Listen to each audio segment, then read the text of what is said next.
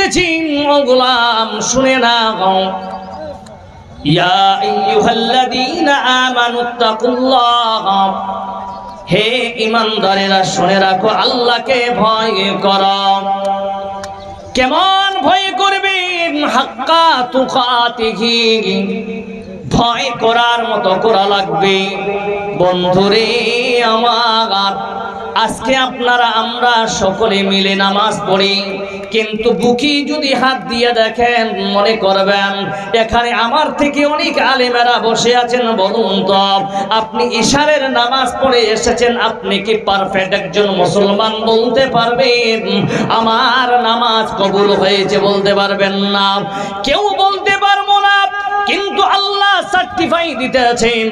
Certificate দিতেছেন ও মুমিন শুনে রাখো লা তাকনাতুম মির রাহমাতিল্লাহ বান্দা ইবাদত করেছো তুমি আমার রহমতের থেকে তুমি নৈরাশ হবে না বান্দা আয় আয় আয় আমার কাছে সিজদায় অবনত চিত্তে আল্লাহকে ডাক নিজেকে মুত্তাকিন তৈরি করে না আমি আল্লাহ তোর ঠিকানা জান্নাতে দেব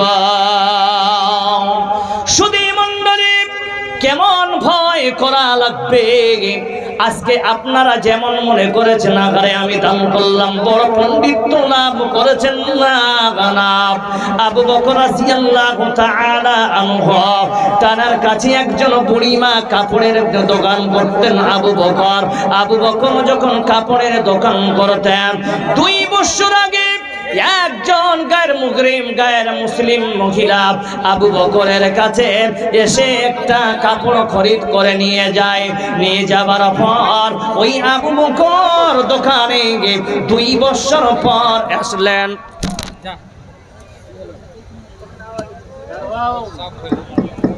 2 বছর পরে এসে বলছেন আবু বকর সব তোমার কাছে আমি 2টি কাপড় নিয়ে গিয়েছিলাম 2 বছর আগে আমি বাড়িতে অসুস্থ থাকার কারণে কেউ লিখেছেন না বাহানা করেছে শুধু মণ্ডলী ওই মহিলা বলতে চায় তোমার কাপড় আমার পছন্দ হয়নি বন্ধু আবু বকর চিন্তায় চিন্তিত হয়ে পড়লেন বলছেন বুড়িমা কি করতে বলতেছো ওই বুড়িমা বলতেছেন আবু বকর তোমার কাপড় তুমি ফেরত নাও উল্টা আমার পয়সা তুমি আমাকে ফেরত দাও আবু বকর টাকা ফেরত দেওয়ার পর মসজিদে নববীতে এসে একটা কোণায় হাউমাউ করে কান্না করতে লেগেছে একজন সাহাবা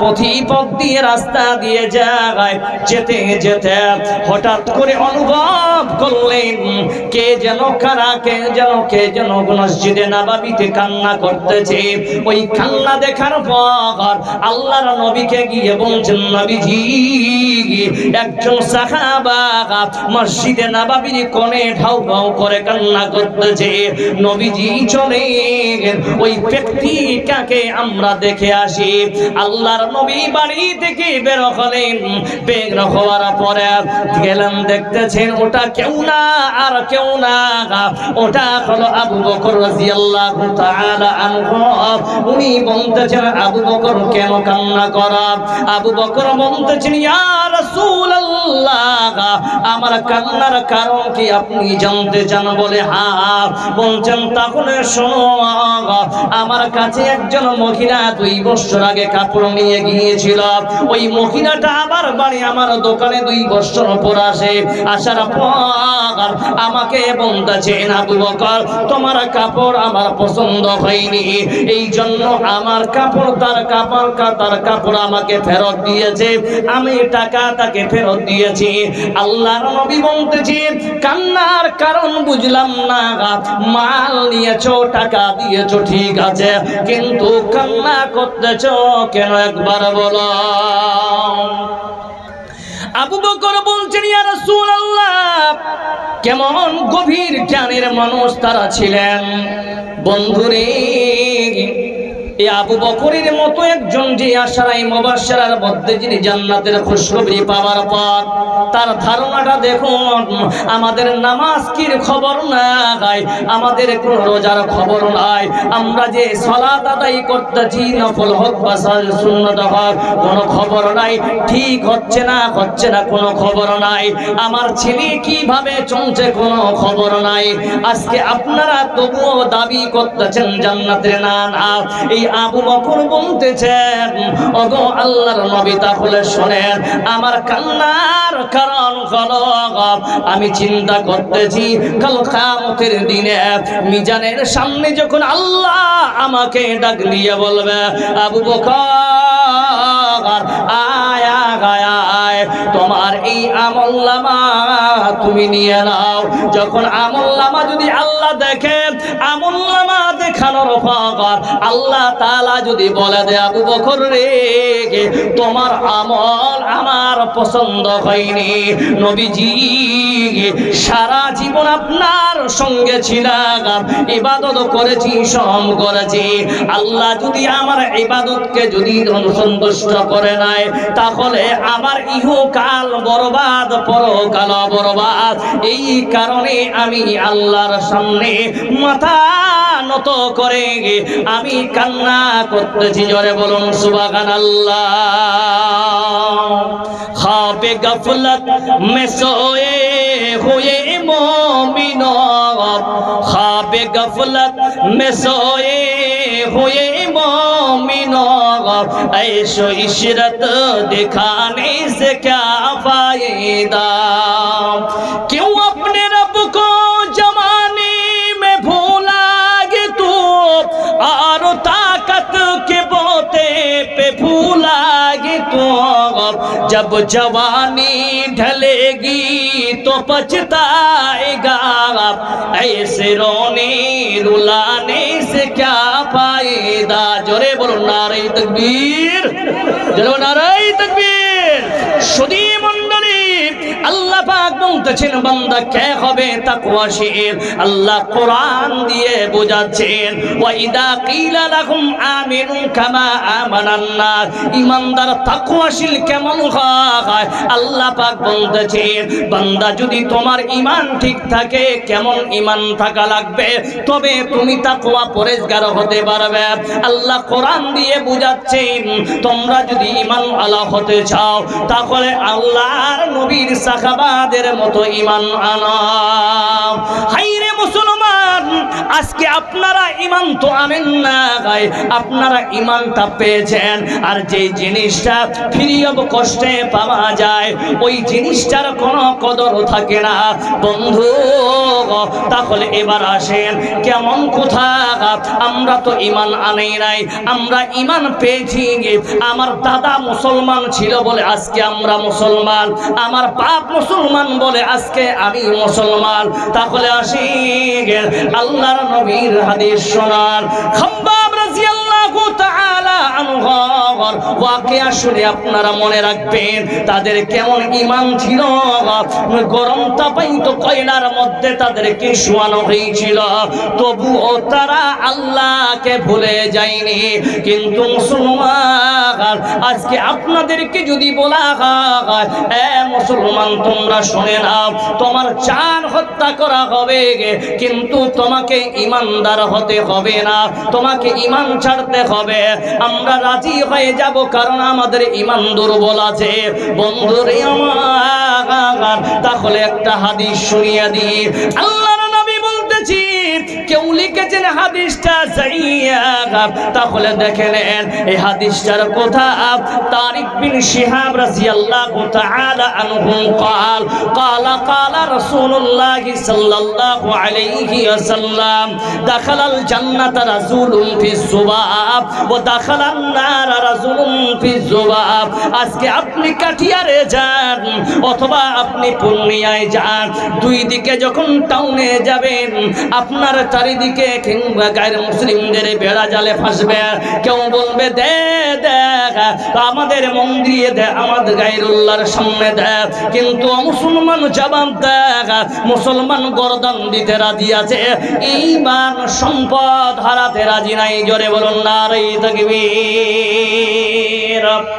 ফাঁসিয়ার একটা ছেলে আব্দুল হাকিমের বেটা কাঁদছে, স্টেজে নিয়ে যাবে। মাটিয়ার হাকিমের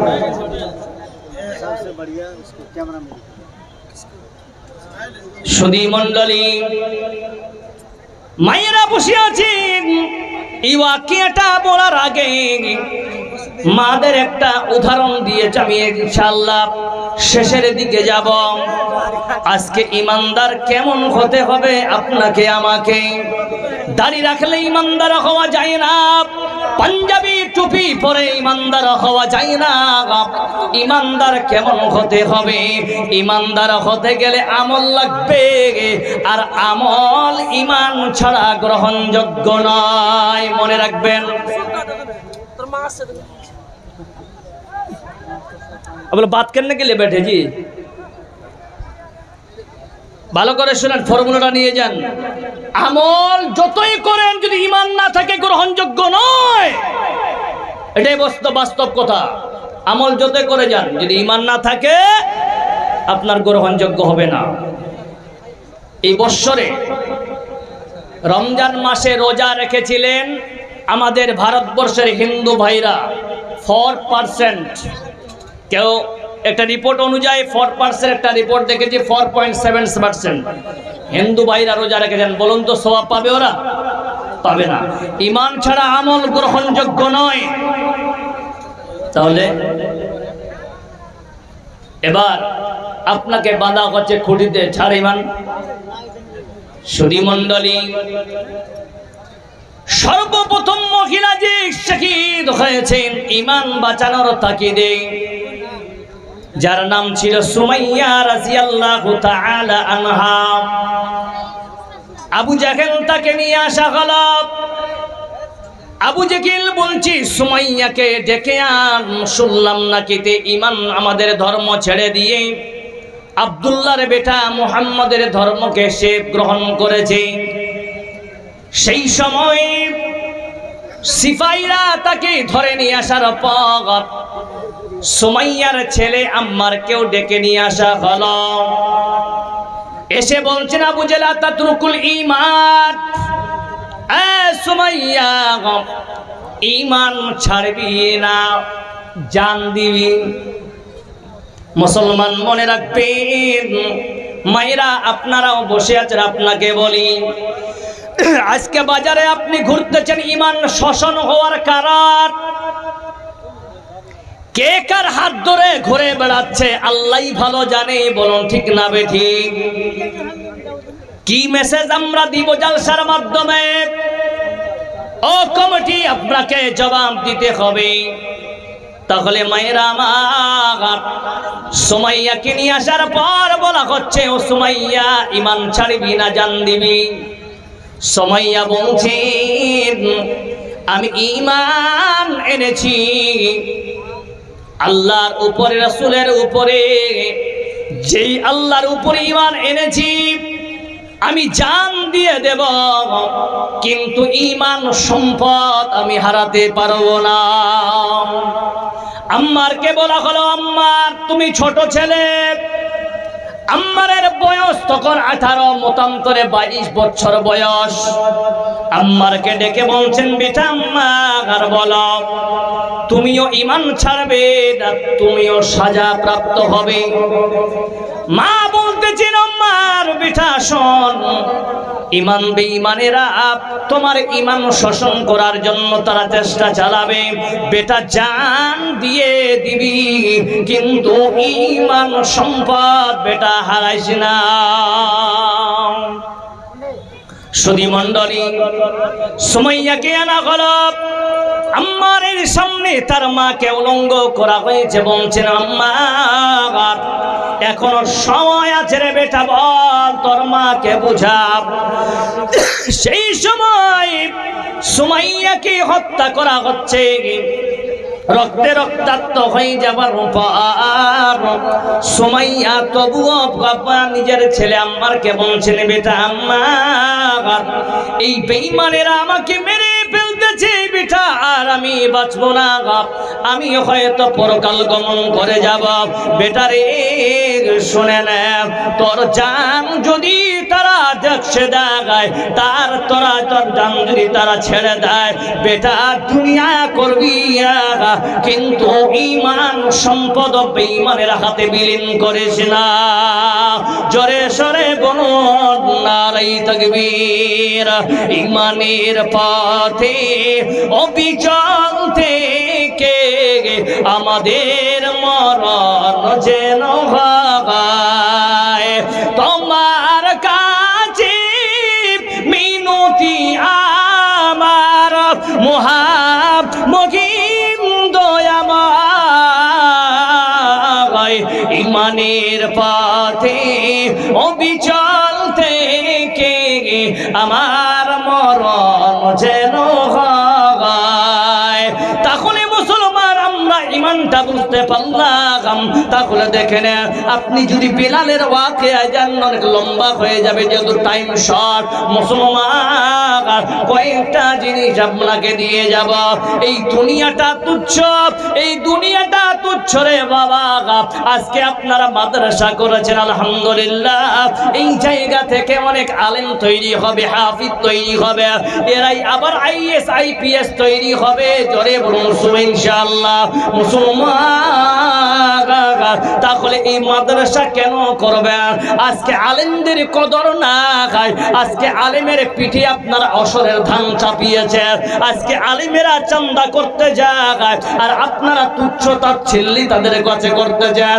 একটা আলেম 8 মাস ধরে বেতন পায় না, কমিটি আপনাকে বলতেছি, আপনি তো প্রতিদিন মাংস ভাত খান, ওই মৌলবীর কি স্ত্রী নাই, বাল বাচ্চা নাই, ওকে কি টাকা দেওয়া যায় না? কেন আপনি এই রকম কমিটি হয়েছেন? তাহলে মনে রাখবেন, আজকে মাদ্রাসা করাটা বড় জিনিস না, হাজার হাজার মাদ্রাসা দরকার লাগবে না। যদি মৌলবীদের আলেমদের কদর না থাকে, বান্দা মাদ্রাসা নাম থাকবে, কাজে লাগবে না। যদি বলেন কেন, আমাকে যেমন দক্ষিণ দিনাজপুর থেকে আপনারা টাকা দিয়ে নিয়ে এসেছেন, মুসলমান এমন একটা সময় আসবে, আজকে যেমন তাহিদ সালবি সরকারি চাকরি পেয়েছেন, উনাকে যদি আপনারা 25-30 কিলোমিটার হবে আপনার শেখ বাড়ি, 30 কিলোমিটার, ধানগামা গ্রামের মানুষ মারা গেছে, তাওহীদ সালফি সাহেবকে আপনারা বলতেছেন, সালফি সাহেব আমার আব্বা মারা গেছেন, আপনাকে জানাজা পড়াতে আসতে হবে। ওই সময় কয়টার দিকে জানাজা বলছেন? 2টার দিকে। সালফি সাহেব স্কুলে ডিউটিতে আছেন। মুসলমান জবাব দেন, সালফি সাহেব কি স্কুল ডিউটি ছেড়ে এই ফরজে কিফায়া আদায় করতে আসবে? জোরে বলেন। মুসলমান সব ছেলেকে আপনি পড়াবেন, আজকে আলেমকে যদি উপযুক্ত বেতন দেন, তাহলে ওই আলেমকে আপনি কাজে লাগান। আলেমেরা খুব সহজ সরল হয়, কারণ তাদের কাছে ইলমে দ্বীন আছে।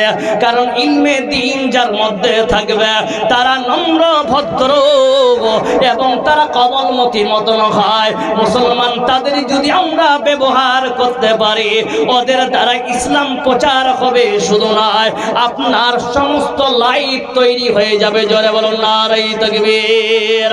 কেমন হবে? কেন বললাম কথাটা? আজকে প্রত্যেকটা ছেলে বানারস থেকে, সালফিয়া থেকে পড়ে আসতেছে, সানাবিলি থেকে পড়ে আসতেছে, তাইবিয়া থেকে পড়ে আসতেছে। আপনারা জবাব দেন, ও ধানগাঁও এলাকার মানুষের আপনারাই জবাব দেন, কয়টা মাদ্রাসায় সালফি রেখেছেন, মাদানি কয়টা রেখেছেন, কয়টা রিয়াজি রেখেছেন?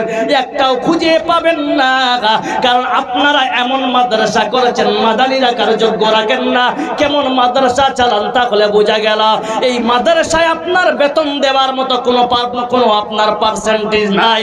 তাহলে মুসলমান, যদি আজকে একটা আলেমকে পিঠটা হাতটা দিয়ে যদি বলেন মৌলভী সাহেব আপনি চিন্তা করবেন না, আমি সেক্রেটারি আছি, আমরা হাত ধরে পা ধরে নিজে কালেকশন করে সবাই আপনার চান্দা উঠিয়ে আপনাকে সঠিকভাবে কালেকশন দিবা, তাহলে ওই মৌলভীর চোখের পানি পড়বে না, ধান গাওয়াতে লাইফ টাইম কাটাবে। বলুন ঠিক না বেঠিক? ঠিক না বেঠিক? আছে রাগ করছেন আপনারা?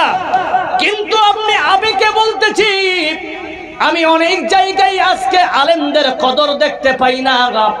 যদি বলেন আজকে থানগতে এসে মৌলভী সাহেব বড় কথা বলে গেল, জি আপনার সঙ্গে কোনো দুশ্মনী নাই, যেহেতু মাদ্রাসা চালাচ্ছেন, আজকে মাদ্রাসার ছাত্রদের কোনো তরবিয়ত নাই, শিক্ষক দাঁড়িয়ে আছে, শিক্ষক দাঁড়িয়ে আছে, তাকে ধাক্কা মেরে চলে যায়। বলুন ঠিক না বেঠিক?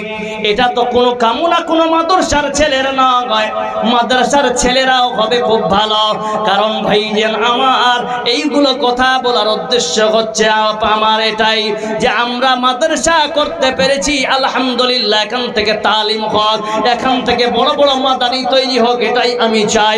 কিন্তু বন্ধু, স্বপ্ন যদি আকাশ চুম্বি যদি আপনার স্বপ্ন হয় আর নিম্ন স্তরে যদি আপনার খোল হয়, তাহলে সব আশা আপনার বাতিল হয়ে যাবে। জোরে বলুন ঠিক না বেঠিক? আজ একটা সেক্রেটারি সুন্নতের প্রতি আমল লাগায়, তাহলে ইমাম মালিক রাহিমাহুল্লাহ তিনি লিখেছেন আস-সুন্নাতু সাফিনাতুন নূহ ফামান রাকিবা নাজার ওয়া মান গাররামা মান তাখাল্লাফা গারকান। বন্ধু আমার, আল্লাহর নবীর সুন্নাত যার কাছে নাই, এর উদাহরণ দিতে গিয়ে মালিক রাহিমাহুল্লাহ তিনি লিখেছেন আস-সুন্নাতু সাফিনাতুন নূহিন।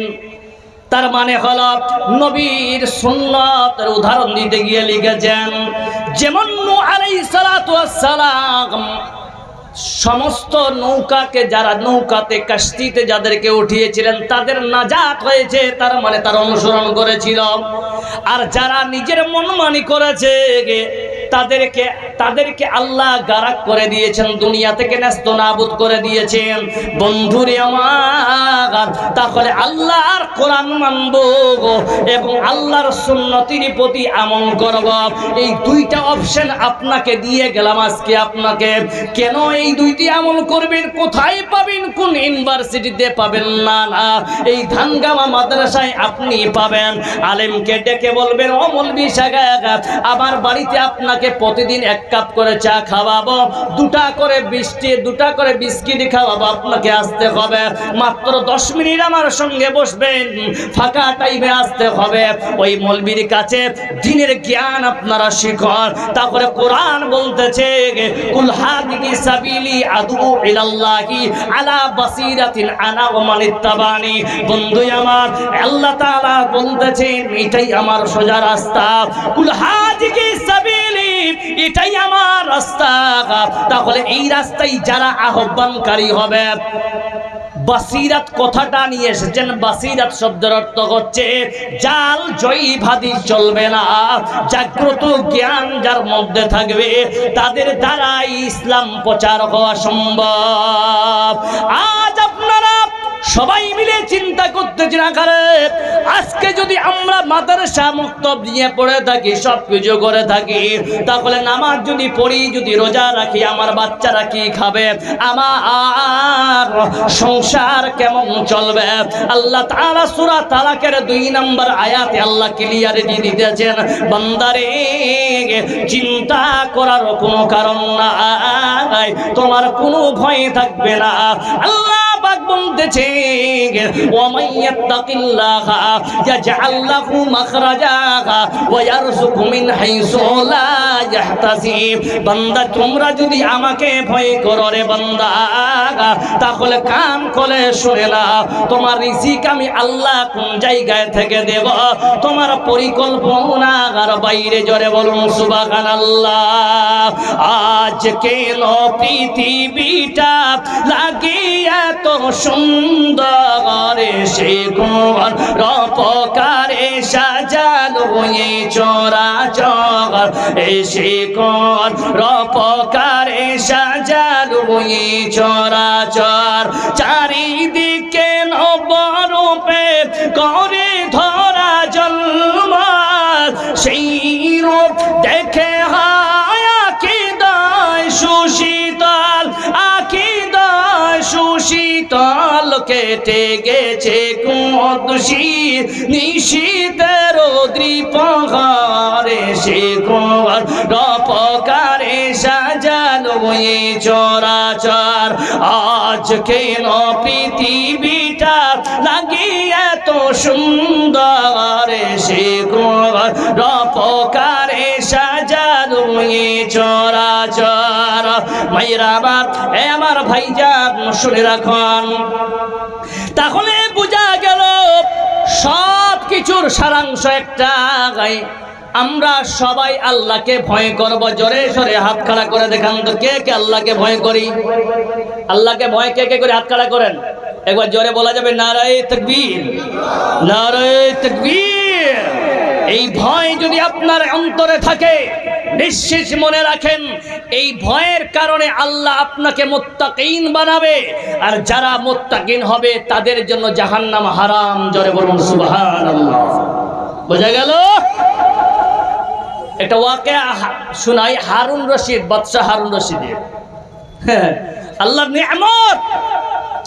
বাহলুল তার খাদিম ছিলেন। বাহলুলকে বলছেন হারুন রশিদ, বাদশাহ হারুন রশিদ, বাহলুল পিপাসা লেগেছে, পানি নিয়ে আসো। এক গিলাস গরম, প্রচন্ড গরমের সময় এক গিলাস পানি দিয়ে আসা হলো। নিয়ে আসার পরে বলছেন বাদশাহ নামদার নেন, পানি পান করেন। পানি পান করতেছে, বলে দাঁড়ান। কে বলছে? গোলাম বলছেন বাহলুল, যে বাদশাহ দাঁড়ান, পান করিয়েন। একটা প্রশ্ন করবো। বলে বলেন। বলে আচ্ছা, আপনি মরুভূমির এলাকায় চলছেন, কয়েকশো কিলোমিটার দূরে দূরান্ত, ডান দিকে বাম দিকে সামনে পিছনে কোনো পানির কোনো খোঁজ নাই, আর আপনি ব্যাপক পিপাসিত হয়েছেন। বাদশাহ হারুন রশিদ